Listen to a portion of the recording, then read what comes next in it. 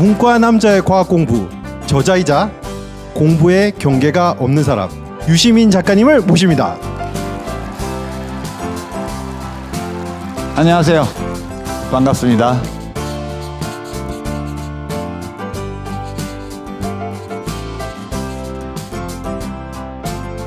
연배들이 좀 드신 분도 계시고 젊은이들도 있고 그러네요. 누구한테 눈높이를 맞춰야 될지 지금 약간 곤란한데 책에 안 쓴 얘기 한 10분 정도만 하고 이제 여러분들하고 대화 나누는 시간을 가지도록 하겠습니다. 강연이 아니고 북토크니까 서로 대화를 나누는 게 좋을 것 같아요. 저 앞에 문장이 그대라는 존재는 우주가 만든 기적입니다. 이게 제가 책을 낼 때마다 이제 사인 문장 문구를 하나씩 만들거든요. 책마다 조금 다르게 사인을 하는데 이번 책은 원래 제 전공 영역이 아니어서 사인 문구를 못 만들었어요.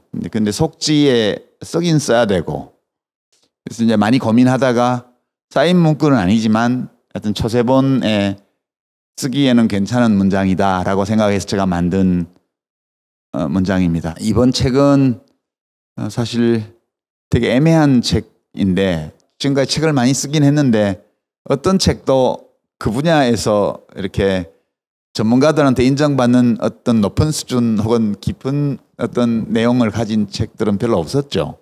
이제 제가 책을 써도 아무도 비평을 안 합니다. 그 학계에서는요. 제가 역사책을 꽤 많이 썼는데 역사학계 어떤 분도 제가 우리나라에서 역사책으로는 제일 많이 책을 판 사람 중에 하나일 텐데 어떤 비평도 제가 거의 본 적이 없고요.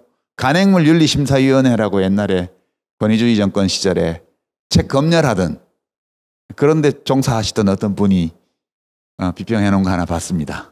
그거 말고는 다 일반 독자들의 평가였고요. 제가 이제 경제학 책도 좀 냈는데 역시 경제학계에서는 저는 없는 사람이나 마찬가지입니다. 박사도 아니니까요.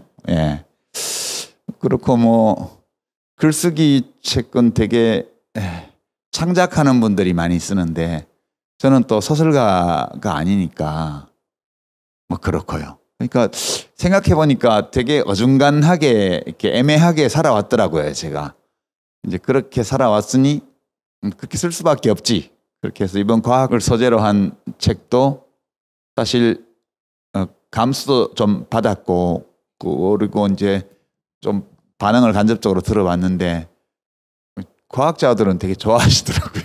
제가 좀 기특하게 느껴지나 봐요. 과학이라고 모르는 문과놈이 열심히 공부해가지고 우리 과학 공부를 합시다 이렇게 한 거니까 대견하게 봐주시는 것 같아요. 책이 훌륭해서가 아니라 이제 그런 점에서 지금까지 낸 다른 책들보다는 좀 따뜻한 시선을 받고 있지 않나 그런 느낌적인 느낌을 좀 갖고 있습니다.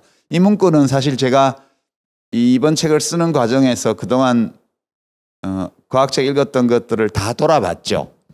제 아내가 처음에 돌베개 출판사에서는 이제 알릴레오 북스에서 책을 많이 다뤘기 때문에 어떤 책 하나로 시작을 해서 그 연관된 주제의 다른 책으로 이렇게 옮겨가는 이런 컨셉의 이제 책을 하나 이제 쓰면 어떻겠냐 하고 저한테 말씀하셔가지고 제가 좀 안 내켜가지고 이렇게 고민하고 있을 때 제 아내가 이제 과학 가지고 책을 써보라고 되게 성공할 거라고 저한테 얘기를 했습니다. 좀 요즘 좀 의시되고 있습니다. 그래서 이제 제가 작년 한 이맘때부터 제가 읽었던 과학책들을 다시 이제 리스트를 다시 이제 만들어가지고 서가에 있는 책들을 한쪽에 모으고 그 사이에 어디 가버리고 없는 책들은 다시 구입하고 다시 읽어보고 이 과정을 작년 초부터 했던 것 같아요. 하고 나서 그 과정을 한번 다시 거치고 나서 내 과학 공부의 결론을 요약하는 한 문장이 뭐가 될까를 고민해서 만든 게 저거였습니다. 예전에 우리 어렸을 때 석가모니 부처님이 뭐 천상천하 유아독존 그런 말씀을 하신 걸로 이렇게 어릴 때 많이 들었는데 그건 무슨 말인지 잘 몰랐거든요. 저게 천상천하 유아독존 그런 말이에요.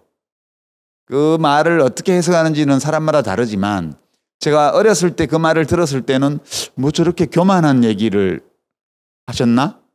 그리고 근데 대단한 분이기 때문에 그런 말씀을 하셔도 괜찮나 보다. 그렇게 생각을 했는데 그런 뜻이 아니었을지도 모르겠다는 생각이 들었습니다.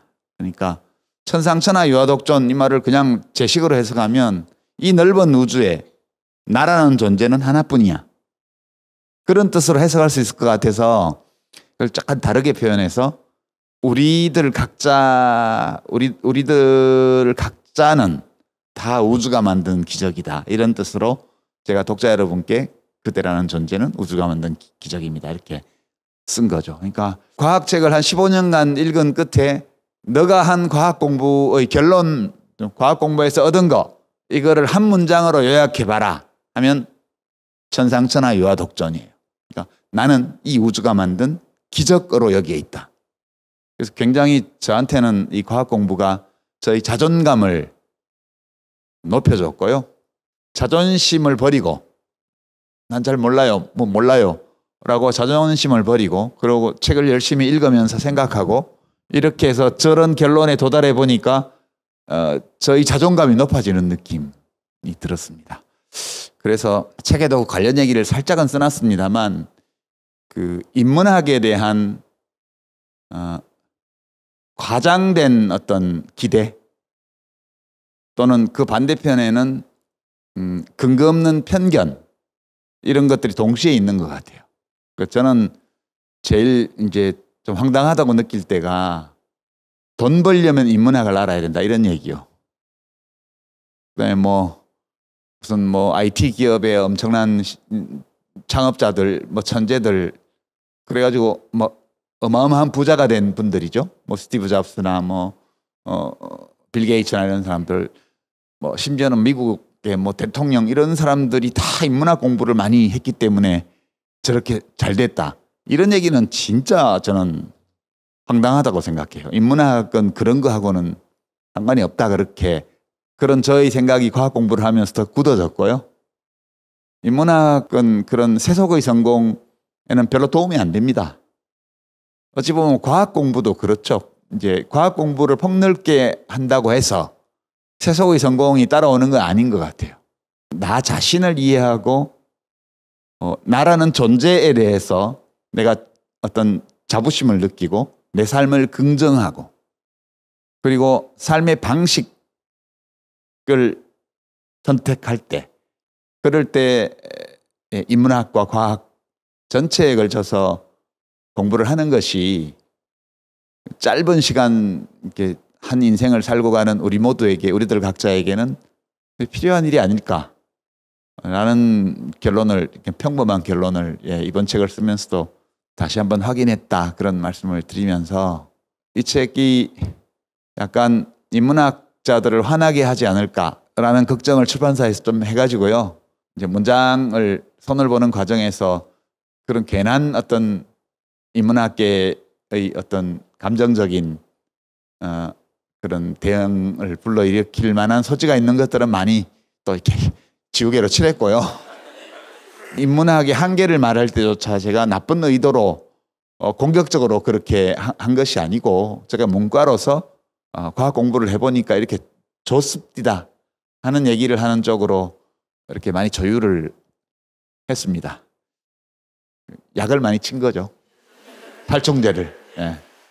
그것도 인문학적으로 볼 때 그런 태도는 좋은 것 같아요. 그런 점 말씀드리면서 여러분들이 이제 오늘 사회하실 청규 씨 말로는 과학자들도 질문을 미리 많이 하셨다고 그러고요. 또 독자분들도 책 읽어보시고 질문도 많이 남기셨다고 그러는데 살짝 저 혼자 막 떠드는 것보다는 제가 질문을 받고 여러분들이 의견을 말씀하시고 제가 또 제 생각을 말씀드리고 하는 것이 약간 지적인 긴장감을 우리가 즐기는데 훨씬 도움되는 것 같아서 제가 출판사에는 강연은 정말 하고 싶지 않다 그렇게 말씀드렸더니 오늘은 이렇게 북토크식으로 하고요.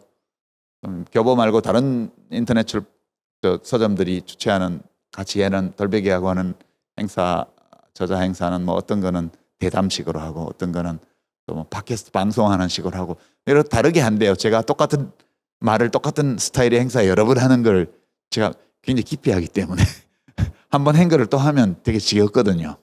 그렇게 해서 오늘 행사가 첫 번째 저자 출간 기념 행사로 기획되었다는 점을 말씀드리면서 여기서 마무리하도록 하겠습니다. 저희가 오늘 사전 질문이랑 의견이 너무 많은데 이제 현장 질문을 먼저 받아야겠지만 제가 하나는 먼저 하고 넘어갈게요. 유시민 작가님 아내분은 이과라고 알고 있습니다. 저는 작가님과는 반대로 문과 여자고 이과 남자 살고 있고요. 이과 남편을 이해하고 산다는 게 신의 영역이라고 느껴질 만큼 어렵더군요. 문과 작가님은 이과 아내분과 갈등이 생길 경우 어떻게 하시는지 조언을 듣고 싶습니다.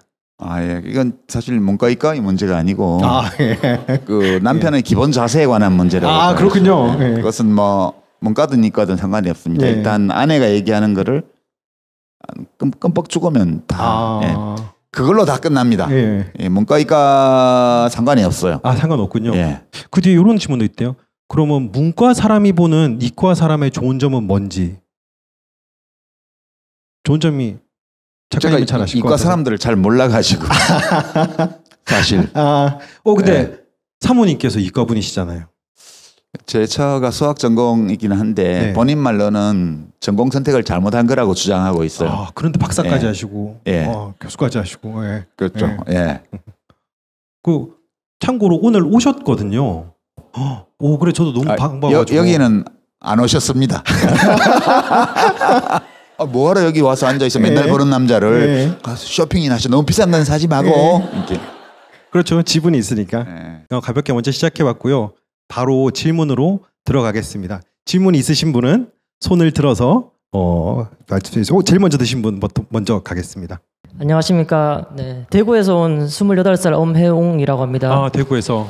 와, 멀리서 오셨다.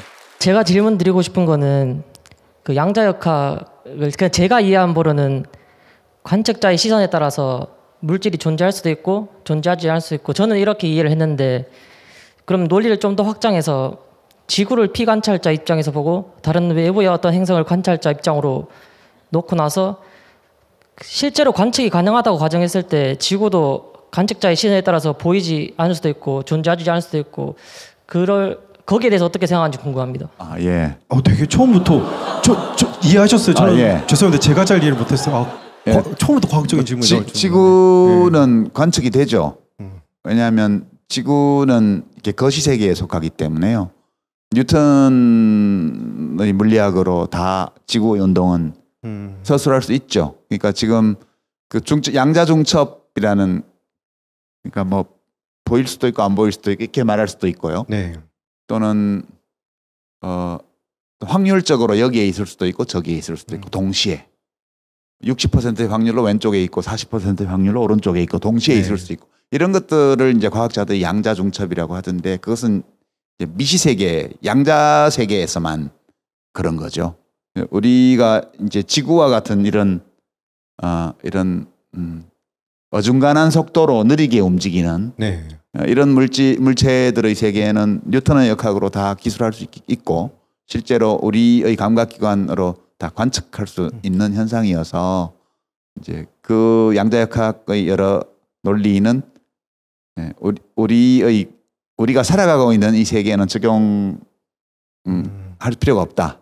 이제 제가 이해하는 바로는 그렇습니다. 처음부터 되게 지적 긴장감을 주는 질문이 와서 훅 들어오네요. 자, 그리고 여러분 오늘 질문 수준이 다 저러지 않아도 됩니다. 정말 편하게 막 물어보셔도 돼요. 그러면은 이야기 나온 김에 잠깐 편한 질문 하나 더 드리고 갈게요. 이런 질문이 있었습니다. 작가님께서 갈릴레이, 뉴턴, 다윈, 아인슈타인, 하이젠베르크, 슈레딩거, 파인만 등등등등 말씀하신 과학자분들 중에서 한 분만 만날 수 있다면? 약간 느낌이 다른데 과학자들도 다 똑같지는 않거든요. 그러니까 두 사람을 말씀드리고 싶은데 이제 한 분은 만나면 그거 하지 마세요라고. 이제 그게 하이젠베르크입니다. 하이젠베르크는 그 연합군이 이 독일을 다 점령했을 때 그때까지 핵폭탄 개발하고 있다가 잡혔거든요. 미군한테. 하이젠베르크는 실제로 하이젠베르크 엄마가 히틀러의 왼팔이라고 하던 힘러의 집안하고 친해가지고요. 네. 약간 사상을 의심받아서 유대인들하고 친하다고 잡혀가서 조사를 받을 때 그 엄마가 힘러의 엄마를 만나가지고 우리 아들 건전해 이렇게 해서 엄마가 힘러 엄마가 그 아들한테 얘기해서 위에서 이렇게 풀어주라고 내려와서 그냥 풀려났어요. 그러고 나서 엄마는 똑같네요. 예, 예, 엄마가 중요하죠. 그래서 그 뒤로 하이젠베르크가 엄청나게 그 핵폭탄 개발에 몰두합니다. 네. 정말 온갖 난관을 뚫고 집요하게 거의 그 원자핵을 우라늄 원자 235 원자핵을 연쇄분열을 일으킬 수 있는 그 문턱까지 다 그때 가 있었어요. 그 동향을 아인슈타인과 이제 미국의 망명한 유대인 과학자들하고 네. 영국어로 망명한 유대인 과학자들이 그걸 알고 있었기 때문에 그거를 이제 루즈벨트 대통령에게 전달을 했고 그렇게 해서 미국 쪽에서 먼저 핵 개발에 착수한 거죠. 네. 그러니까 하이젠베르크 선생님을 만나면 선생님 그거 하지 마세요. 멈춰 이렇게. 예. 그거 하지 말고 그냥 핵연력학 이런 거 연구 더 하시고 그거 하지 마세요. 저 잡혀가요. 이렇게 말리고 싶어요. 사실 하이젠베르크에 대해서는 사실상 나치였다라고 이제 보는 분들도 있거든요. 네. 그래서 혹시라도 만날 수 있으면 하이젠베르크 선생님 그건 안 하시는 게 좋겠어요. 빨리 망명하세요. 친구들 따라서 유대인 친구들 따라서 미국이나 영국으로 빨리 가셔서 거기서 연구하세요. 이렇게 말씀드리고 싶고요. 그다음에 이제 또 한 분은 만나서 무슨 대화를 하고 싶은 게 아니고 밥을 해드리고 싶어요. 제가 이 질문 받고 어디선가 얘기한 적이 있는데 이제 갈릴레이 선생님 이 막판에 종교재판소에서 풀려는 났는데 그 피렌체 외곽에 있는 그 시골의 그 주택 자기 집에 연금 당했잖아요. 그래서 정식 혼인을 못하고 이제 하녀였던 여자분하고 사이에 난 딸이 둘이 있었는데 그 두 딸이 그 동네 아래쪽에 있는 폐쇄 수녀원에서 수녀로 있었거든요. 그래서 저녁에 그 딸들을 만나러 보러 딸들 얼굴 보러 산책해서 물론 원래 그렇게 나올 수 없는 거였는데 그 지방 정부 당국에서 봐줘가지고 철륜이니까 산책 삼아서 와서 아니 우리 뭐 제주도에 귀향가 있던 추사 선생님도 원래는 위리안치였잖아요. 그 탱자나무 울타리 쳐서 나오면 안 되는데 나오셔가지고 안덕 계곡으로 해서 산책도 하시고 맨날 그러셨거든요. 다 사람 사는 동네는 그게 통합니다. 그래서 갈리오 선생님이 거기에 갇혀서 백내장 와서 눈이 안 보일 때까지 그때 막 망원경 제작해가지고 전체를 관측하고 이렇게 하셨는데 제가 가서 무슨 말을 하겠어요. 여기서 파스타 잘 만드는 법 배워가지고 가서 파스타 만들어 드리고 스테이크 구워 드리고 싶어요. 그냥 그렇게 마음이 아프더라고요. 그러면은 여기서 또 한 번 질문을 받고 가겠습니다. 본문에 유전자의 굴레를 완전하게 벗어나는 것은 인정하지만 그 굴레에 묶여 사는 것은 받아들이지 않는다. 이런 문장이 되게 공감이 갔고 그리고 인간이 유전자의 영향권 밖으로 벗어나기란 힘든다는 사실이 명백하다면 그거를 허무주의를 느끼기보다는 그냥 인정하고 그거에 대해서 자존감을 높게 받았다고 하신 태도가 되게 공감도 되고 좀 영리하게 삶을 사는 거라고 생각을 했는데 근데 또 한편으로는 인간 삶이 지속적인 고통과 간헐적인 행복으로 이루어져 있잖아요. 그래서 오히려 그렇게 유전자의 굴레에서 벗어나고 의미를 찾고 싶다 이렇게 하는 행동과 생각들이 인간을 좀 고통에 빠뜨리는 게 아닌가 해서요. 이게 진짜 어려운 질문이죠. 참고로 이런 질문 되게 많이 와서 허무를 극복하는 법. 아까 뭐 그 제3의 다른 천체에서 지구를 관측할 수 있냐 없냐 그런 거는 사실 어떤 좀 간단한 질문일 수 있는데 이 질문 되게 어려워요. 왜냐하면 지속적 고통과 간헐적 행복 또는 지속적 고통과 간헐적 만족 저는 인간의 삶이 그러하다고 봐요. 개인적으로도 그러하고 집단의 역사를 봐도 그런 것 같아요. 되게 고통스러운 시간은 길고요. 평화롭고 번영하는 시간은 짧은 것 같아요. 그리고 인류의 문명사 전체에서 고통과 불행이 점철된 시간이 훨씬 더 길었다고 생각합니다. 그렇게 생각하니까 지금 이 시기가 제가 굉장히 운이 좋다고 느끼는 거예요. 그러니까 제가 태어난 게 1959년도인데 그 뒤로 전쟁을 한 번도 안 겪었어요. 우리 민족사에서 65년 동안 한 번도 외부 침략을 그렇네요. 안 받은 네. 적이 별로 없거든요. 내부적으로는 이제 뭐 4.19나 네. 5.18이나 이런 고통스러운 순간들이 내전을 방불케 하는 그런 혼돈이 있긴 했어요. 그러나 전체적으로 볼 때 인류 문명사를 통틀어서 제가 이 대한민국에서 태어나서 살았던 이 기간만큼 평화로운 때가 없었다, 드물었다. 저는 그렇게 생각해요. 지금이 간헐적으로 행복한 그런 시기이고 우리 모두는 그 시기에 있다고 저는 생각을 해요. 근데 이제 시대적으로 그렇다 하더라도 개인의 삶은 또 다르죠. 그것은 이제 공동체와는 다른 차원에서 불행과 고통, 불운 이런 것들이 계속 찾아들기 때문에 그렇죠. 온갖 것에서 그게 다 생깁니다. 예, 근데 그걸 저는 이제 받아들여야 된다고 생각을 하고요. 어떤 긴 고통과 불행의 시간이 있고 찰나와 같은 만족과 행복의 시간이 있을 때 그 찰나와 같은 만족과 행복의 시간을 위해서 긴 고통의 기간을 감수할 수 있다고 저는 생각해요. 근데 이제 그게 일부러 감수하는 게 아니고 우리가 그렇게밖에 못한다는 생각을 하는 거죠.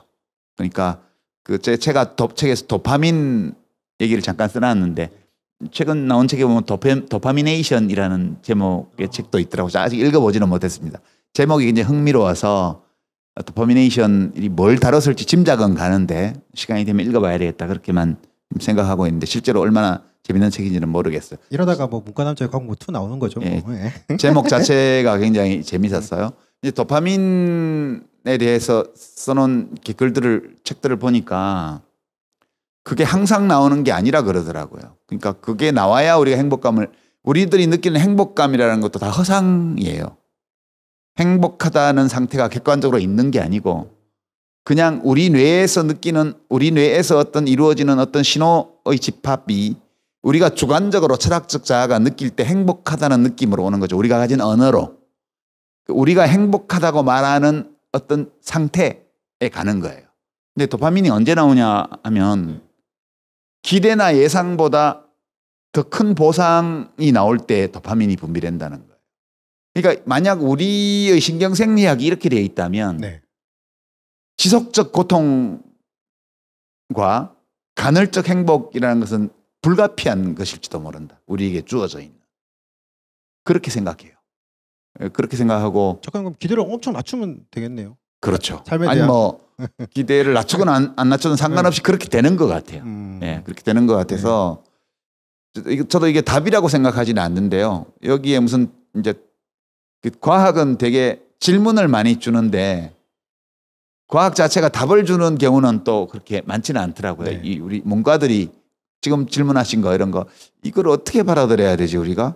지속적 고통과 간헐적 행복으로 이루어지는 우리의 삶을 어떻게 우리가 받아들여야 되지? 네. 이 질문에 대해서 과학은 답을 주지는 않아요. 다만 우리가 느끼는 정신적 고통 혹은 신체적 고통의 실체가 무엇이며 우리가 느끼는 신체적 안온함이나 네. 정신적인 어떤 만족감 이것의 실체가 무엇인지를 파악하는 데 필요한 단서들을 과학이 제공해 주죠. 그래서 저는 과학의 도움이 없다 하더라도 네. 이렇게 지속적 고통과 간헐적 행복이 번갈아 찾아다는 이거에 대해서 제 나름의 어떤 답을 찾을 수는 있을 것 같아요. 다만 왜 그런지 모르는 상태에서 답을 찾는 거죠. 그걸 했던 분이 이제 석가모니 같은 분이 그거 한 거죠. 과학이 없이 네. 관찰로 얻은 정보에 입각해서 인간에게 주어진 운명을 파악한 거죠. 네. 그리고 그걸 받아들인 거고요. 그래서 저는 그 문제 지금 질문하신 문제에 대해서는 종교적으로 해석하지 않은 종교와는 무관하게 해석한 석가모니의 여러 행동과 어떤 말과 이런 것들이 제가 본 인문학적 그런 언어 중에는 네. 설명 중에는 제일 괜찮았지 않나 와닿는. 그렇게만 네. 저는 생각합니다. 이 질문에 대해서는 과학은 답을 못 주는 것 같아요. 참고로 요 관련해서 저는 저 팟빵에 박문호 교수님이랑 작가님이랑 얘기 나눈 거 보니까 이런 질문에 대해서 조금 약간 도움이 되더라고요. 혹시 들으셨는지 모르겠지만 예, 한번 들어보시면 되게 재밌고 또 좋을 것 같습니다. 작가님, 이 질문 나온 김에 이왕 어려운 거 계속 나온 게 어려운 거 한번 더 물어볼게요. 스위스에서 석사로 기후변화 연구를 하시는 분이 보낸 질문인데요. 만약 사람에게 자유의지가 없다는 게 밝혀지더라도 세상을 더 아름답게 만들어갈 수 있을까요? 근데 가정에 이제 근거를 둔 질문은 대답하기가 되게 어려워요. 엄청 어려울 것 같아서 한번 가져와 봤는데. 네. 자유의지라는 것이 없다면 네. 그럼 저는 인문학도 성립이 안 되리라고 봐요. 인문학도 성립하지 않고 우리 자신이 어떤 도덕을 세우는 것도 불가능하리라고 봐요. 네. 우리 삶의 의미를 설정하는 것도 어려우리라고 봐요. 이 모든 것들은 자유의지가 과학적으로 볼 때 무엇이든 상관없이 네. 그것이 있다는 전제 위에서만 모든 것을 우리가 얘기할 수 있거든요. 그러니까 저는 이제 이 책에서 제 입장은 그거였죠. 자유의지라는 것이 있기는 있는데 그것이 물질로 존재하는 것이 아니고 네.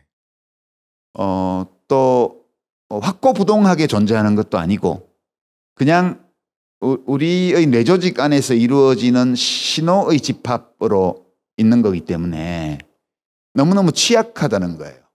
있기는 있는데 있다고 말하기에는 그걸 확실히 있어라고 말하기에는 너무 미약하다는 거예요. 그리고 남루하고 그리고 불안정하고 없다고 하기에는 네.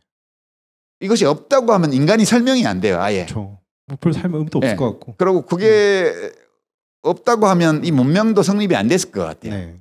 그러니까 없다고 할 수는 없어요. 있긴 있어요. 있긴 있는데 이것을 확실히 있어라고 말하기에는 너무 심하게 흔들리고 불안정하고 취약하다는 거죠. 네. 그래서 없다고 가정하면 이런 가정을 하고 한다면 그러면 우리의 존재의 의미를 찾을 수 없을 것이다. 그렇게 생각하고요. 그러나 이제 이것이 물질로 존재하는 것은 아니라 하더라도 물질에 깃들어 있으면서 물질인 우리의 몸이 하는 행동에 영향을 주잖아요. 되게 신기한 거예요. 저는 이거 정말 아직도 과학적으로는 다 해명을 못했지만 언젠가는 우리가 지금 이해하는 것보다는 훨씬 명료하게 이거에서 해명을 해낼 거다라고 이제 기대는 합니다. 그런데 그거 없이는 아무것도 안 된다. 네. 참고로 이런 과학도 분들이 의외로 또 저 질문을 많이 해주셔서 되게 놀랐고, 그러면 여기서 또 현장 질문 또 하나 받고 넘어가겠습니다. 먼저 손 드셔서 하나, 둘, 셋, 네 번째 줄. 예. 유시민 작가님께서는 문과 전공자로서 혹시 학생들의 눈높이에서 수학을 왜 공부해야 할까라는 질문을 받게 되시면 어떻게 답을 해주실지 궁금하고, 제가 유시민 작가님 책에서 가장 이해하기 어려웠던 부분이 수학 부분이기도 했어요. 그래서 여기서 재능을 타고나지 않은 사람은 노력할 수도 없는 학문이 수학이다 해서 조금 절망을 했는데, 그래도 저는 공감되죠? 네. 그래도 저는 잘 못하지만 수학을 좋아합니다. 예. 네. 수학을 왜 공부해야 되냐? 이럴 때 현장에서 도대체 어떻게 설명을 해야 되냐? 그러게요. 선생님으로서 되게 난감할 것 같은데요. 그냥 이제 좋아서 하는 분들이 있죠. 네. 수학이 좋아서. 사모님 그냥 같은. 아니 누가 시키지 않아도 그냥 수학이 자연스럽게 좋아서 하는 분들이 가끔 있어요.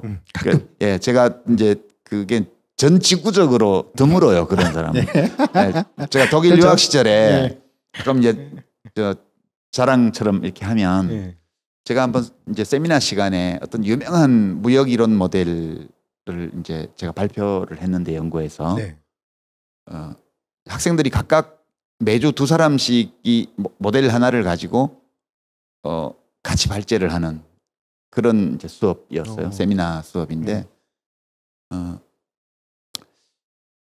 제가 이제 그거를 이렇게 하고 나서 맨 마지막에 이 모델을 만든 이 학자가 이제 미국 학자인데 결론을 이렇게 내렸는데, 이거는 이럴 수 있지만 꼭 이런 거는 아닌 것 같다.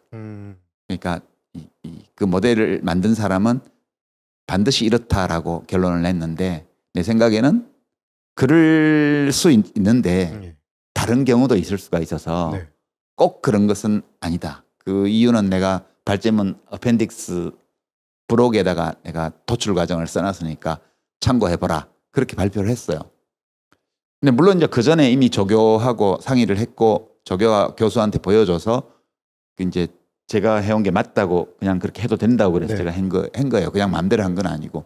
제가 이제 수업 끝나고 나왔더니 그 독일 친구 하나가 저보고 그러는 거예요. 제가 그 말을 할 때 자기 의자에서 떨어질 뻔했대요. 그러니까 되게 유명한 무역 이론 모델인데 예. 틀렸다고 얘기를 한 거니까. 예.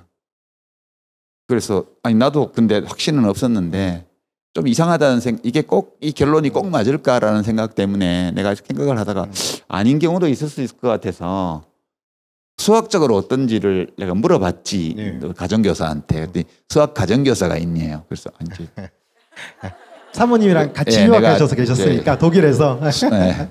예. 내 아내가 예. 수학 여기 같은 학교에서 수학하고 있다 그랬더니 아, 너무 행복했겠다. 깜짝 놀라더니 네.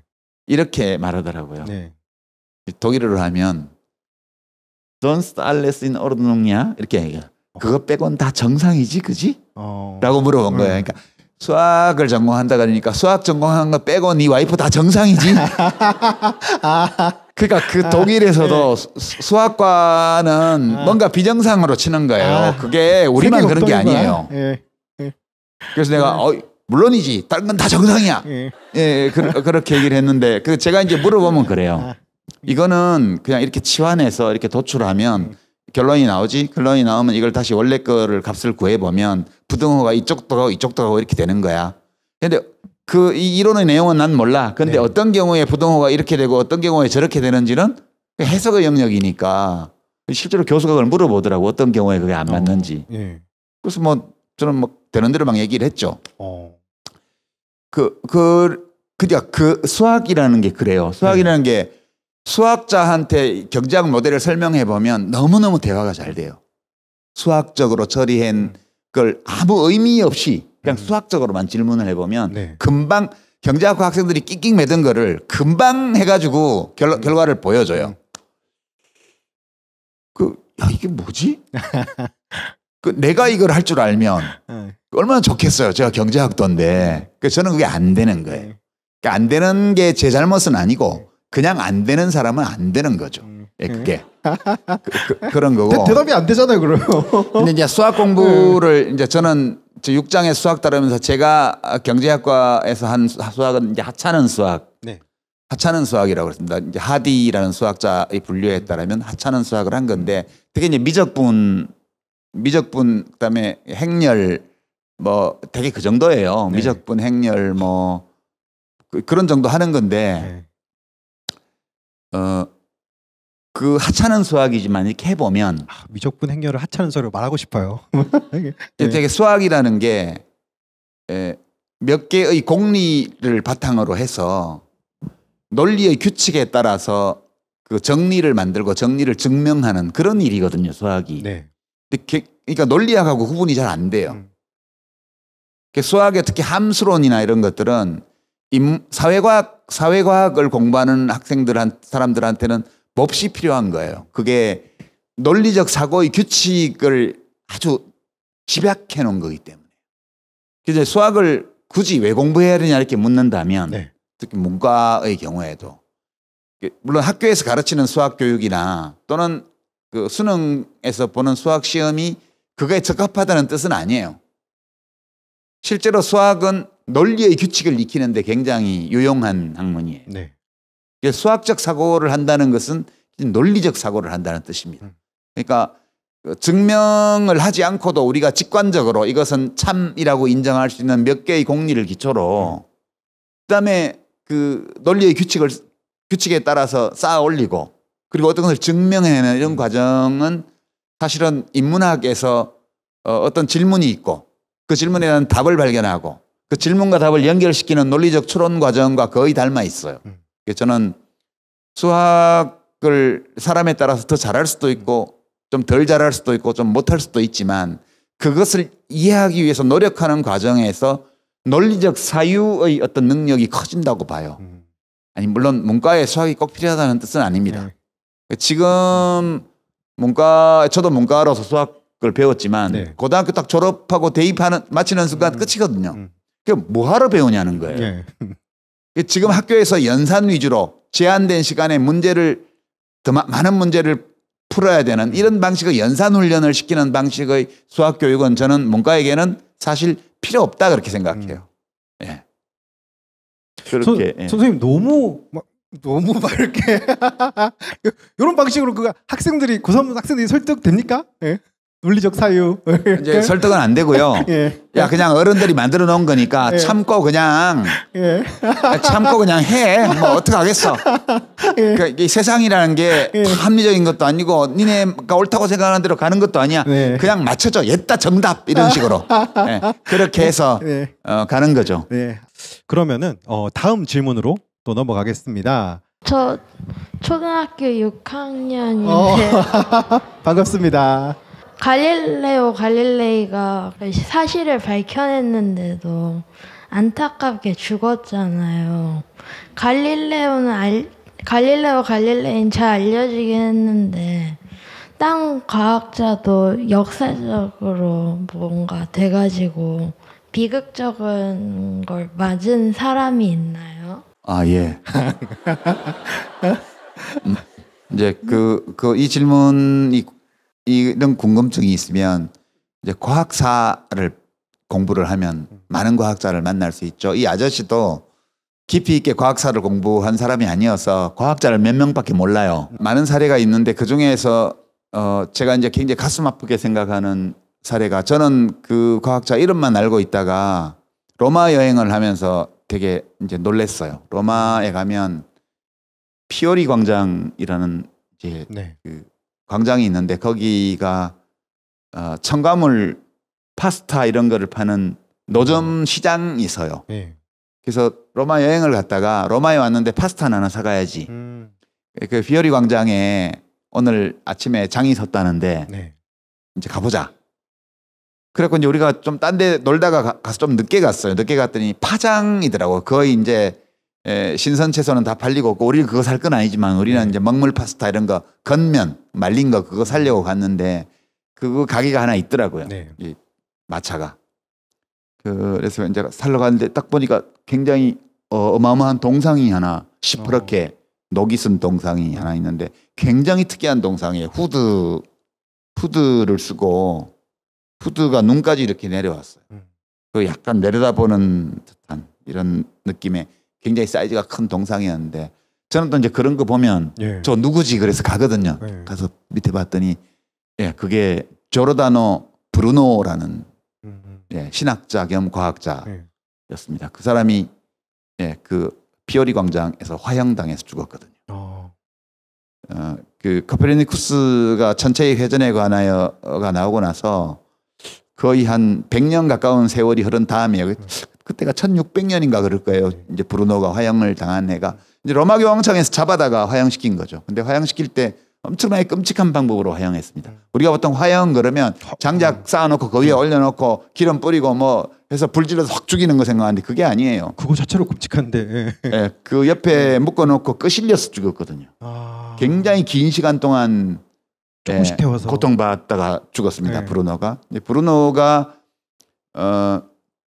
그 무한 우주론. 네. 그러니까 우주가 무한하다는 전제 위에서 이 지구 중심의 우주가 아니고 네. 이 우주 자체를 연구를 했고 그리고 이제 신학적인 이제 이 세계에 대한 신학적 해석을 그것과 조화시켜 보려고 노력했던 신학자 겸 과학자예요. 그때는 신학과 과학이 잘 분리되지 않은 시절이어서 그래서 이제 종교재판소에 체포가 돼서 재판을 받는 과정에서 끊임없이 자신의 과학적 어떤 신념을 부정당하기를 요구받았지만 끝까지 굴복을 했습니다. 화형당하는 순간까지도. 화형당할 때 기도하면서 돌아가셨다고 그래요. 제가 이제 그 박해받은 과학자가 여럿 있는데 가장 끔찍하고 가슴 아픈 사례가 조르다노 브루노의 사례입니다. 그런 사례가 굉장히 많았고요. 네. 지금 얘기로 하면 통섭을 했던 학자. 예, 그때는 네. 아직 이제 세부 학문이 지금처럼 벌써 400년도 더 된 일이니까 지금처럼 세부 학문으로 이렇게 전문화가 이루어지기 전 시대예요. 그리고 아직도 사람들은 지구가 우주의 중심이라고 믿고 있었고 심지어는 땅은 평평하다. 네. 예, 그렇게 믿고 있었던 시대였기 때문에 시대를 갈릴레오 갈릴레이는 그래도 뒤에 봐주는 사람이 있었어요. 피렌체의 지배자나 이런 사람들이 뒤에서 좀 감싸줬기 때문에 그 이제 종교재판의 회부가 됐지만 살아남은 거고요. 그 행성의 운행 법칙을 최초로 발견한 이제 케플러 같은 경우도 그 어머니가 아들 때문에 마녀로 몰려서 큰 공경에 처할 뻔했고요. 저는 이제 그 정확히는 모릅니다만 유럽 중세에 나온 수학이나 과학에 대한 저술 이런 것들 앞부분에 보면 신에 대한 얘기가 많이 나옵니다. 특히 무한, 영 이런 걸 연구한 이제 수학자들이나 그때는 수학자라는 직업이 있었던 게 아니고 페르마처럼 판사하면서 수학 연구를 취미로 한다든가 뭐 그러던 시절이에요. 특히 이제 무한이라든가 이런 것들은 신의 영역으로 간주되는 경향이 있었기 때문에 그 이단으로 몰리지 않으려면 엄청나게 조심했어야 돼요. 그래서 그런 얘기들을 막 써놨더라고요. 보면 그래서 이 의미 없는 얘기를 왜 써놨을까 생각해 보면 공포감 때문이죠. 두려움 때문에요. 그 본인은 무신론자일 수도 있고 아닐 수도 있고 신실한 이제 가톨릭 신자일 수도 있는데 다만 자기 자신이 펼치는 수학 이론이나 과학 이론이 그런 무지한 자들, 무지한 권력자들, 물질 세계의 근본 원리 구조와 작동 원리에 대해서 호기심도 없고 알지도 못하면서 자기가 진리를 알고 있다고 착각하는 그만한 바보들이 이런 것을 연구했다는 이유로 나에게 해코지를 할지 모른다는 두려움 때문에 그 장황하게 그런 것들을 논증하거든요. 이런 것들은 이슬람 쪽에서도 마찬가지로 있습니다. 그러니까 그 무카디마라는 아주 위대한 역사서를 썼던 어떤 역사가가 이제 그 인류사 최초의 그런 빅히스토리를 썼던 사람이에요. 그 사람도 보면 각 챕터마다 계속 알라를 예찬하는 문장이 계속 나옵니다. 그거를 읽다 보면 완역한 책을 보면 그게 계속 반복되는데 처음에는 이해를 못하죠. 이런 걸 왜 써놨을까? 거기는 지구는 둥글고 뭐 전체의 몇 퍼센트가 물이고 대륙은 전체적으로 어떻게 생겼고 기후대는 어떻게 나눠지며 그 기후대에 따라서 식생이 어떻게 다르고 문명이 어떻게 달라졌는지를 왕조는 왜 생기고 왜 망하는지 뭐 이런 것들을 정말 잘 써놓은 역사책이에요. 근데 그런 역사가도 끊임없이 알라에 대한 예찬을 챕터마다 반복해야 되는. 그러니까 이게 종교의 억압이라는 건 진짜 무시무시한 거거든요. 한국은 종교의 자유가 완벽한 나라입니다. 한국은 종교의 자유가 완벽해요. 거의. 무신론부터 시작해서 온갖 종교 종파까지 다 있는 나라고요. 내가 무신론자라고 말해도 별로 두려울 게 없어요. 우리나라는. 근데 미국만 하더라도 공직 후보에 나온 사람이 나는 무신론자다 이렇게 얘기하는 순간 거의 99.99% 낙선입니다. 대통령 선서할 때도 뭐 다 성경 성경에 얹고 하고요. 미국은 종교 자유가 완벽하게 보장돼 있는 나라가 아니에요. 한국은 종교의 자유가 완벽한데 이제 이유가 여러 가지 있겠지만 제가 보기에는 모든 종교가 다 똑같아서 그래요. 그 모시는 어떤 신의 이름과 그다음에 그 신을 모시는 집의 어떤 건축학적 구조와 언어와 이런 게 달라서 그렇지 다 똑같아요. 돈 잘 벌게 해주세요. 우리 아들 명문대학 들어가게 해주세요. 다 똑같아요. 그래서 모두가 평화롭게 공존할 수 있어요. 그래서 정치계 핍박받다가 종교계에서도 이제 우리 행사 못 잡는 거 아닙니까 이러다가? 그러거나 말거나. 하여튼 이야기가 엇길로 갔는데 여하튼 그렇습니다. 아저씨가 되게 똑똑해서 한 번 질문하면 그냥 역사가 쫙 나와. 답이 됐나요? 그러면은 바로 다음 질문으로 또 넘어가겠습니다. 저는 생물을 전공한 사람으로 그 작가님께서 다윈주의랑 보수와 진보를 결합해서 설명하신 부분이 가장 인상 깊었는데요. 타인을 위한 선한 행동을 하는 능력은 선천적으로 타고나는 것이다 라고 제가 읽은 기억이 있는데 혹시 그 생각이 아직도 여전하신지 아니면은 혹시 후천적이라면은 어떤 요소에 영향을 받는다고 생각하시는지 궁금합니다. 이게 이제 이타 행동에 관한 건데요. 이제 생물학계에서 오랫동안 이게 논쟁점이었고 지금도 완벽하게 해명되지 않았다는 건 저보다 더 잘 아시리라고 믿어요. 다만 우리가 이제 생물학이나 유전학의 도움을 받지 않더라도 사람들이 그러하다는 것은 관찰로 알고 있었어요. 그러니까 사람들의 행동을 관찰해 보면 알 수 있어요. 그 사람에게 이타적인 면이 있다는 거를. 작가님이 좋아하시는 맹자. 예, 맹자 뭐 그건 벌써 2,500년 전에 맹자가 네. 애가 우물에 빠지려고 하는 것을 보면 누구나 뛰어가서 애를 구하게 되는데 그게 뭐 무슨 목적이 있어 그런 게 아니라고 그냥 그런 거라고. 근데 이제 인간도 생물이니까 다른 모든 종과 마찬가지로 모든 개체와 마찬가지로 자기중심적이죠. 나의 생존이 제일 중요합니다.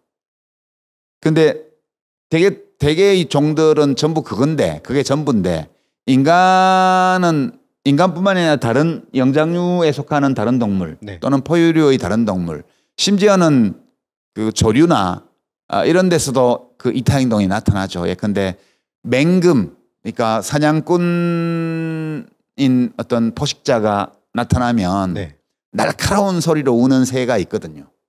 그러면 내가 날카로운 소리를 내면 포식자한테 내가 포착될 가능성이 많죠.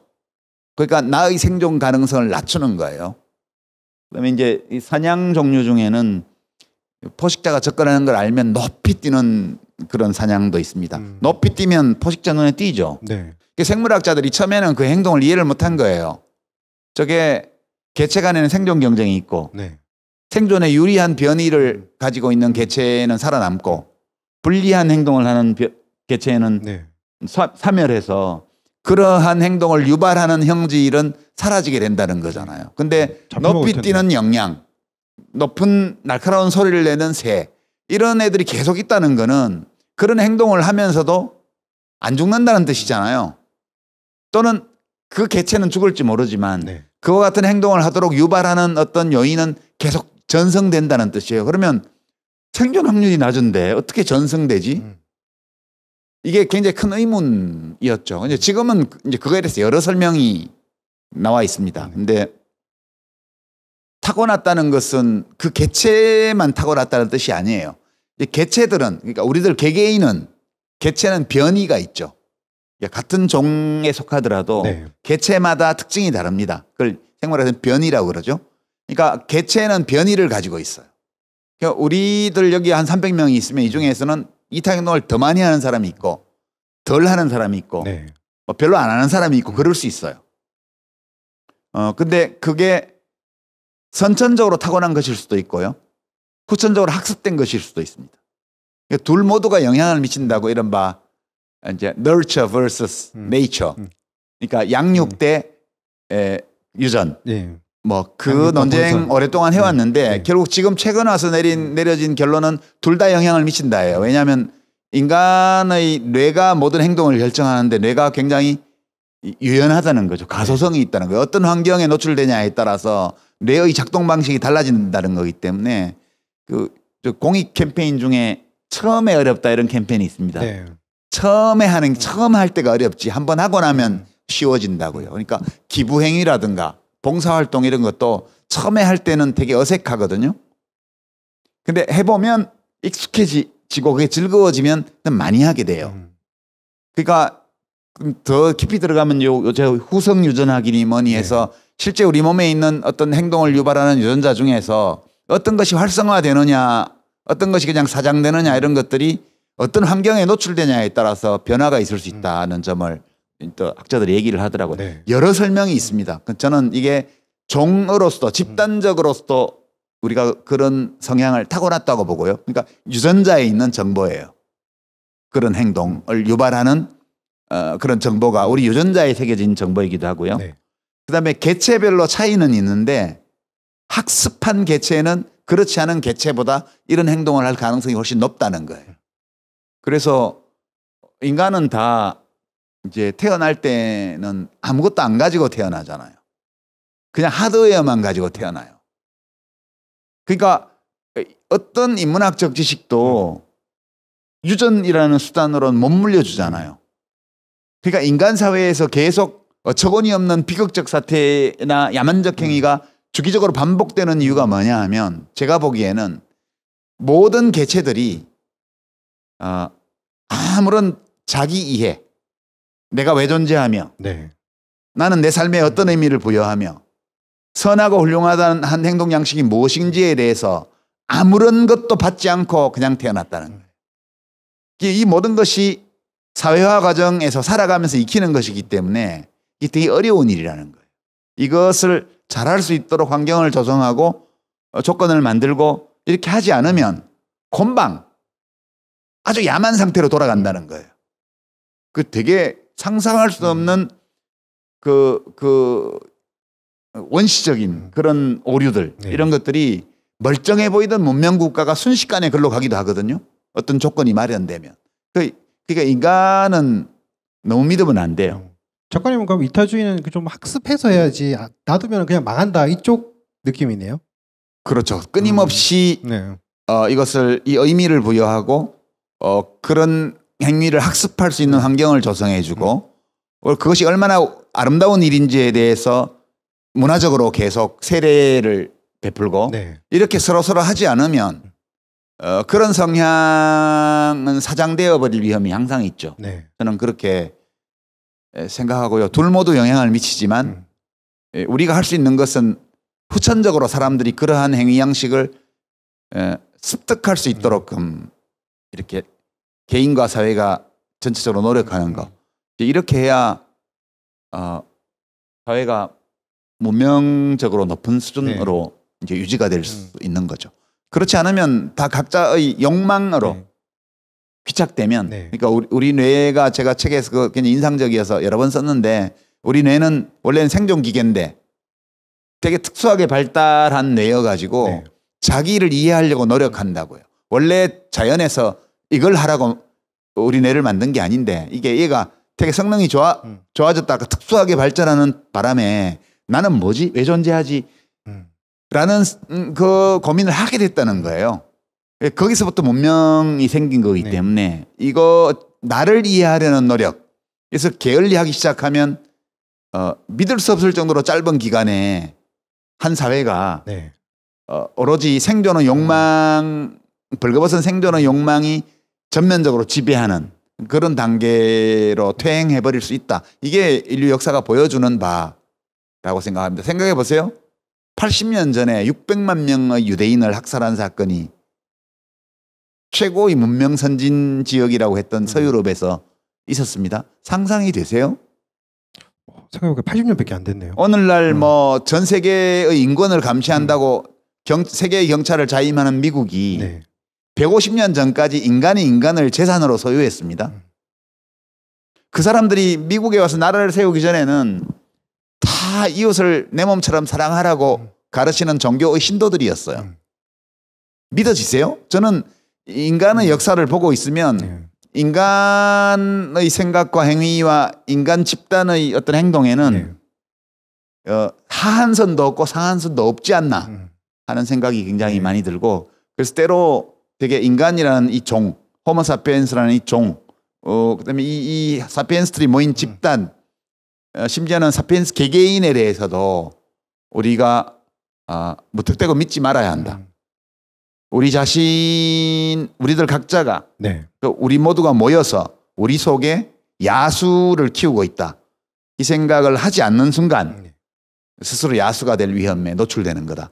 그렇게 예전부터 생각했는데 생물학 책을 읽어보니까 그 생각이 맞다는 옳다는 그런 생각이 더 확실해진 것 같아요. 그 질문을 또 생물학 교사님이 하시네요. 오늘 왜 다 생물학 과학자 이런 분들이 질문하시니까 그러면은 다음 분으로 바로 또 넘어가겠습니다. 손 드셨던 분. 안녕하세요. 저는 서울에 있는 고등학교 2학년 18살이고요. 제가 사실 어렸을 때부터 역사라는 학문을 되게 좋아했고 왜 역사를 공부해야 되나 아니면 역사를 공부해서 뭐 얻는 게 뭐냐 이럴 때 솔직히 저는 제 자신은 역사를 왜 공부하는지는 알겠지만 이걸 또 말하기가 어렵더라고요. 그래서 저는 유시민 작가님의 이런 질문을 받으시면 어떻게 대답을 해주실지 좀 궁금해서 질문 드렸습니다. 예. 저도 역사를 좋아하는데요. 이제 일단 저는 그렇게 대답하죠. 일단 재밌어. 그렇게 역사 재밌어. 예. 왜냐하면 그거 다 사람 얘기이기 때문에. 사람 얘기는 항상 재밌는 것 같아요. 네, 그러니까 뭐 역사도 예, 쓰셨고. 예. 그런 게 첫 번째고요. 두 번째는 교과서에 다 나오는 이제 사람인데 우리 동양에서는 이제 본격적인 역사책을 쓴 사람을 보통 사마천의 사기, 네. 이 본편, 열전, 뭐 세가 이렇게 구성되어 있는 이른바 기전체로 중국 역사를 쓴 사마천의 사기를 최초의 본격적인 역사서로 꼽죠. 네.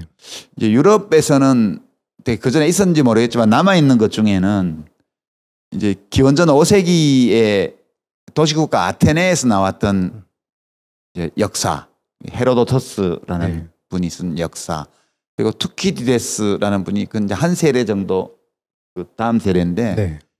그분도 역사라는 책을 썼어요. 근데 그게 이제 제목이 같기 때문에 그 투키디데스의 책은 펠로폰네소스 전쟁사라는 이름으로 이제 알려졌죠. 네. 근데 그 펠로폰네소스 전쟁사를 보면 서문에서 누구라고 말하지는 않았는데 투키디데스가 헤로도토스를 엄청 디스했습니다. 네. 이게 뭐 드럼풍을로 막 적어놓고 막 네. 사실을 검증도 하지 않고 막 지어내고 막 그랬다는 식으로 깠는데 막 리처드 도킨스랑 에드워드 리스 싸우듯이. 예, 뭐 이게 누굴까 생각해보면 네. 헤로도토스밖에 없어요. 헤로도토스는 길거리에 사람 모아놓고 돈 받고 역사 얘기를 해줘서 돈을 번 사람이거든요. 그러니까 말하자면 입시학원 일타 강사 같은 사람이에요. 돈 많이 벌었어요. 네. 그걸로 돈을 벌고 그 책을 쓴 거거든요. 투키디데스는 처음부터 그 사실에 훨씬 더 중점을 두고 그 스파르타와 아테네가 중심이 되어서 벌였던 30년간의 내전 네. 그걸 기록을 했는데 네. 그 투키디데스의 책이 훨씬 더 역사책 같아요. 그걸 읽어보면 물론 투키디데스도 지어낸 게 많아요. 그렇긴 해도 그 고대 그리스 세계가 통합한 새로운 질서로 나아갈 수 있는 모든 조건이 기술적 조건도 있었고 다 돼 있었는데 그걸 그 세계를 다 아우르는 새로운 질서를 못 만들고 도시 국가들끼리 싸우다가 다 망해버린 케이스거든요. 그때 그 펠로폰네소스 전쟁이 진행되는 동안 네. 투키디데스가 실제 전염병에 걸렸고 자기가 전염병에 걸렸을 때 1일차, 2일차 해서 증세를 다 기록해 놨습니다. 안 죽고 살아남았죠. 페리클레스는 전염병에 목숨을 잃었는데 네. 전쟁 2년 차에 그러고 나서 그 전쟁 기간에 각 도시국가에서 있었던 정쟁, 정치 세력 사이의 그런 쟁투 이런 거에 대해서 상세히 기록해 놨습니다. 자기가 그거에 대해서 왜 이렇게 기록했는지 이유도 밝혀놨습니다. 네. 거기 보면 정말 끔찍한 얘기들이 많이 나옵니다. 그러니까 음모를 잘 꾸며서 누굴 잘 죽이고 이런 사람은 유능한 사람으로 대접받고요. 그다음에 그런 행동을 망설이면서 신중하게 행동해야 된다, 옳게 행동해야 된다고 말하는 사람은 비겁하다고 그랬고요. 그러니까 이 성공한 음모는 능력의 지표가 되고 신중한 행동의 비겁함의 증거가 되고 이런 식으로 그 멀쩡했던 도시국가들이 정말 욕망이 지배하는 그런 단계로 퇴화합니다. 그 과정에서 어떻게 서로를 죽이고 음모를 꾸미고 그 음모를 적발하고 선빵을 매기고 외부 세력하고 손을 잡아서 끌어들이고 이 과정을 다 적어놓고 이걸 내가 왜 적냐 하면 이것은 인간 본성의 표현이기 때문에 세월이 가도 언제 어디서나 이것이 반복될 거다라고 단정하면서 그걸 써놨습니다. 되게 놀라워요. 네.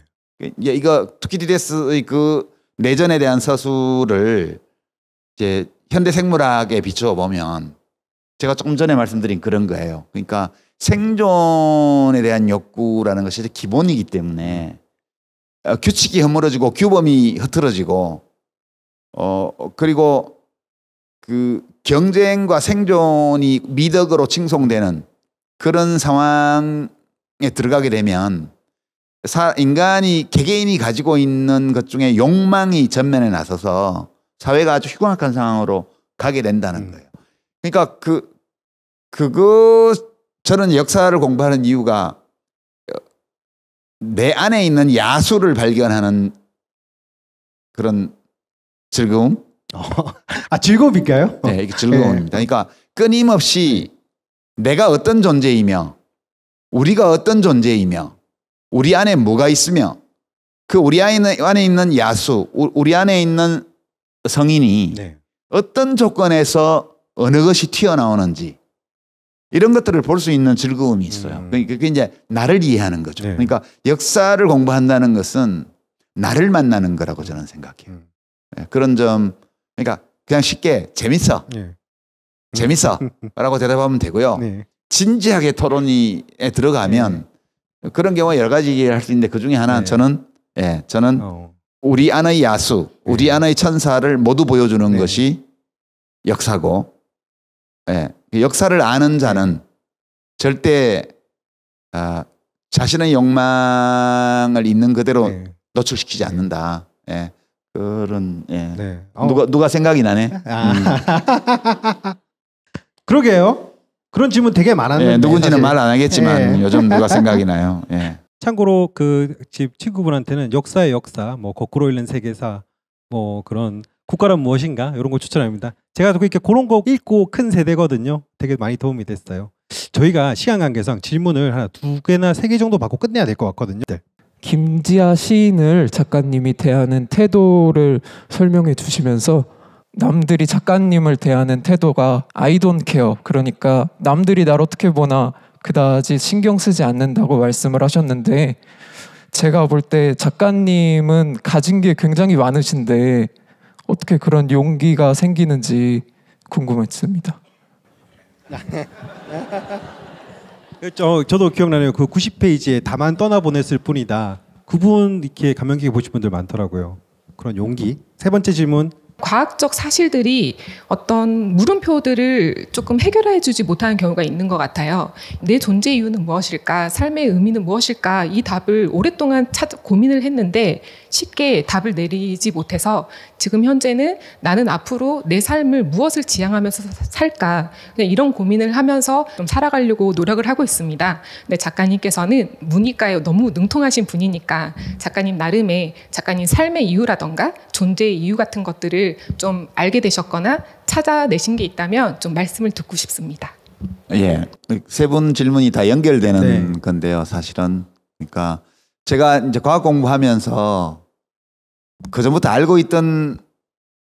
갖고 있던 문제 또는 질문이었는데 그 질문을 다르게 이해하게 된 건 되게 많죠. 책에도 여러 가지를 써놨는데 지금 3번째 질문 주신 분 대표적이에요. 그러니까 삶의 의미가 뭐지? 이게 이제 인문학적 질문이었는데 그게 그 질문에 대해서는 과학이 딱 답을 줬어요. 정해진 답이 없다고 생각을 했는데 그전에는 생물학 공부를 해보니까 또는 물리학 공부를 해보니까 의미가 없는 거예요. 답이. 그러니까 내 삶은, 내 존재는 어떤 의미가 있지, 내 삶은 어떤 의미가 있지, 이 질문은 답이 정해져 있어요. 없어. 의미가. 주어진 의미는 없다는 뜻이에요. 그것은 과학적으로 그런 것 같아요. 그러니까 그러면 과학적으로 볼 때 주어진 의미가 없으면 그럼 왜 살지? 그러니까 내가 의미를 만들어야만 살 수 있는 거죠. 어차피 죽을 거잖아요, 우리. 그러니까 알베르 까미가 시지프의 신화라는 거의 천재의 횡설수설이라고 저는 그 책에 대해서 해석했는데 진짜 횡설수설이에요. 그러니까 뭐 뜻도 알 수 없을 말들을 엄청 많이 늘어났는데 그중에서 가장 명료한 문장은 뭐였냐면 왜 자살하지 않는가? 이것이 철학의 유일하게 중요한 질문이라고. 이게 다 통하는 거예요. 그죠? 그러니까 내 존재에는 내 삶에는 어떤 의미가 있지? 라는 이 인문학의 질문에 대해서 과학은 없어. 라고 답을 해줬고요. 그 없어라는 과학의 답은 다시 새로운 인문학적 질문을 줘요. 내 인생을 어떤 의미로 채워야 하지? 나는 내 인생을 어떤 의미를 부여할까? 라는 또 다른 인문학적 질문을 유도해내죠. 그런 순간들은 과학 공부를 해보면서 되게 많았다라는 말씀 드리고요. 이제 3번째 질문에 대한 답과 2번째 질문 다 통하는데 내가 내 인생에 어떤 의미를 부여하잖아요. 그러면 그 다른 사람하고 관계가 없어요. 다른 사람에 대해서 너그러워져요. 그러니까 제가 과학 공부를 하면서 지금도 충분히 너그러운 건 아니지만 과거에 비하면 다른 사람에 대해서 제 자신에 대해서도 너그러워졌어요. 이게 자책하는 게 줄었어요. 그러니까 내가 판단 미스를 했구나. 바보 같은 일하고. 그러고 넘어가야죠.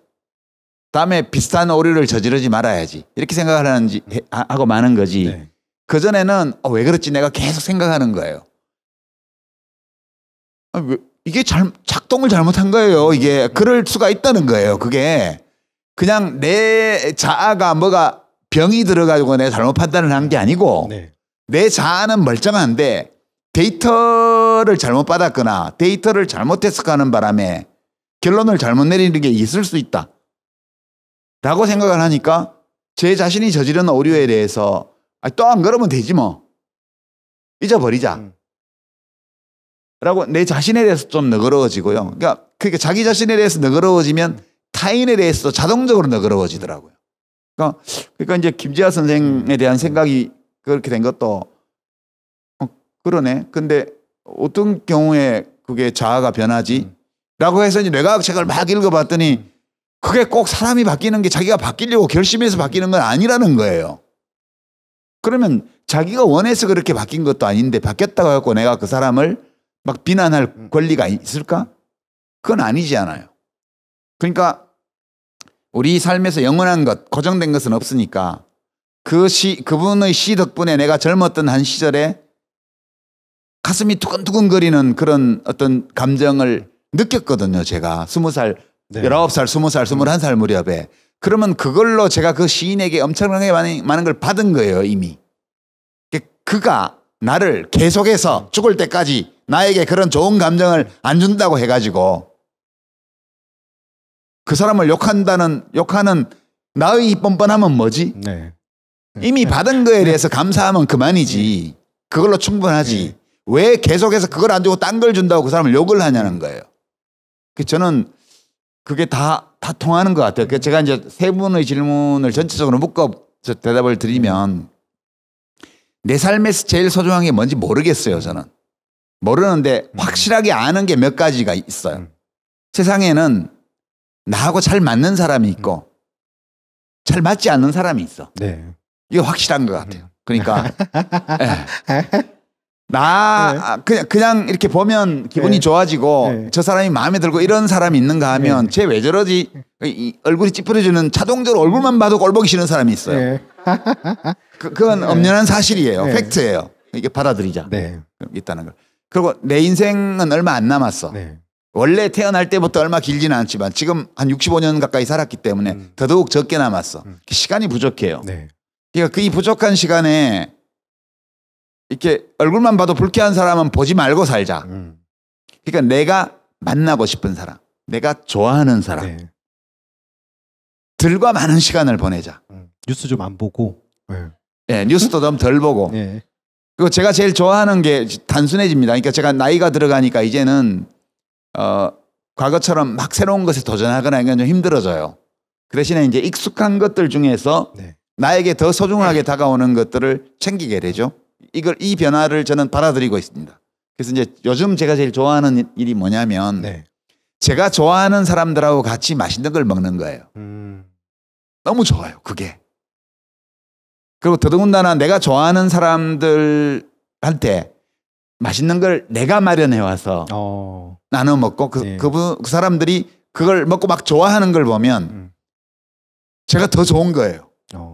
그러니까 상당히 오랜 세월 동안 이성, 논리 이런 것들이 중요하고 감정 이런 건 가변적이고 스쳐 지나가고 뭔가 좀 우리가 오랫동안 교육받기로는 이성과 논리는 가치가 더 높은 것이고 정서, 감정 이런 것들은 스쳐 지나가는 것들이고 그런 거에 휘둘리면 안 돼 라는 교육을 엄청 많이 받았는데 그게 아닌 것 같은 거예요. 감정이 훨씬 더 중요하다. 그러니까 지속적인 고통과 찰나의 간헐적인 기쁨. 여기서 이 간헐적 기쁨이 너무 중요하다는 거예요. 지속적 고통은 어차피 피할 수 없다. 이 지속적 고통이 피할 수 없다면 이 간헐적 기쁨을 되도록 자주 누리고 진하게 누리고 이렇게 할 수밖에 없는 거 아니겠느냐. 그렇게 저는 생각합니다. 제 삶의 의미는 특별한 게 없고요. 하기 싫은 일을 안 하는 거고요. 하고 싶은 걸 하는 거예요. 제가 좀 가장 하기 싫은 일은 네. 기자들과 인터뷰하는 이런 거 제일 하기 싫어요. 그래서 사실 안 해요. 원래 작가님 이렇게 하면은 정치 얘기 막 하고 많이 하는데 오늘 일부러 안 했어요. 너무 많이 하시고 또 거기에 대해 스트레스도 많으실 것 같아가지고. 네. 그리고 이제 하고 싶은 일 이런 거는 제가 네. 좋아하는 사람들과 시간을 보내는 네. 거. 그리고 제가 책 읽는 거 좋아하니까 되도록 책 읽는 시간을 늘리고요. 네. 네. 그리고 그런 이제 노후 자금이 충분히 마련되면 이제 좀 덜 쓰는 걸로. 네. 예. 네. 그렇게 생각하고 있습니다. 네. 어떻게 답변이 다 되셨나요? 네. 저희가 시간 관계상 아쉽게도 대담은 여기까지 하도록 하겠습니다. 제가 작가님이랑 이렇게 대화하며 진행하면서 문득 10년 전 생각이 떠올랐는데요. 제가 그때 작가님이랑 처음 인터뷰를 했었거든요. 그때 이렇게 뭐 아무것도 막 모르는데 작가님한테 뭐 양육이니 본성이니 진화니 막 이런 걸 물었었는데 그때 되게 차근차근 설명해 주셨던 기억이 납니다. 그때 저희가 파주에서 서울로 오면서 이런 얘기를 했거든요. 작가님이 나중에 뇌과학이랑 생물학 얘기 책 쓰면 되게 재밌겠다고. 근데 이게 10년이 지나서 이게 진짜로 되니까 신기하기도 하고 재밌기도 하고 고맙기도 하고 그렇습니다. 제가 이 말의 요지는 작가님이 유럽 도시기행 3편 쓰시고 문과남자의 과학공부 2도 써야 되지 않을까? 그렇지 않나요? 근데 그렇게 막 선동할 문제는 아니고요. 제가 이제 가을에 네. 이제 유럽 도시기행 3권을 쓰기 위해서 취재 여행을 좀 길게 가야 되는데 이제 3권은 이베리아 반도예요. 이베리아 반도. 스페인, 포르투갈 쪽으로 가는데 그거 이제 갔다 와서 네. 내년 봄까지 작업을 이제 해야 되고요. 그다음에 뭘 쓸지는 지금 전혀 계획이 없어서 그 이제 미래의 일은 계획하지 말자 이런 주의로 가고 있습니다. 그때 가서 이거 재밌겠는 걸 이런 게 이제 생기면 쓰고요. 저희가 한번 또 만들어 볼게요.